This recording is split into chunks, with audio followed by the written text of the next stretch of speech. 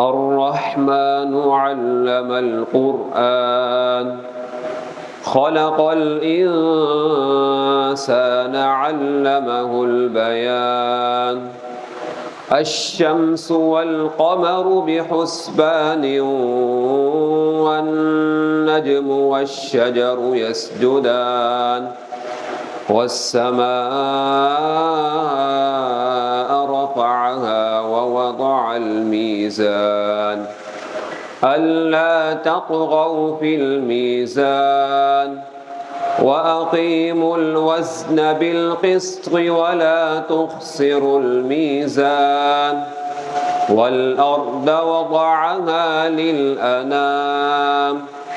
فيها فاكهة والنخل ذات الأكمام والحب ذو العصف والريحان فبأي آلاء ربكما تكذبان خلق الإنسان من صلصال كالفخار وخلق الجان من مارج من نار فبأي آلاء ربكما تكذبان رب المشرقين ورب المغربين فبأي آلاء ربكما تكذبان مرج البحرين يلتقيان بينهما برزخ لا يبغيان فبأي آلاء ربكما تكذبان يخرج منهما اللؤلؤ والمرجان فبأي آلاء ربكما تكذبان وله الجوار المنشآت في البحر كالأعلام فبأي آلاء ربكما تكذبان كل من عليها فان ويبقى وجه ربك ذو الجلال والإكرام فبأي آلاء ربكما تكذبان يسأله من في السماوات والأرض كل يوم هو في شأن فبأي آلاء ربكما تكذبان سنفرغ لكم أيها الثقلان فبأي آلاء ربكما تكذبان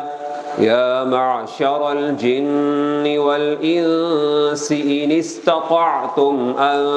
تنفذوا من أقطار السماوات والأرض فانفذوا لا تنفذون إلا بسلطان فبأي آلاء ربكما تكذبان يرسل عليكما شواظ من نار ونحاس فلا تنتصران فبأي آلاء ربكما تكذبان فإذا انشقت السماء فكانت وردة كالدهان فبأي آلاء ربكما تكذبان فيومئذ لا يسأل عن ذنبه إنس ولا جان فبأي آلاء ربكما تكذبان يعرف المجرمون بسيماهم فيؤخذ بالنواصي والأقدام فبأي آلاء ربكما تكذبان هذه جهنم التي يكذب بها المجرمون يطوفون بينها وبين حميم آن فبأي آلاء ربكما تكذبان ولمن خاف مقام ربه جنتان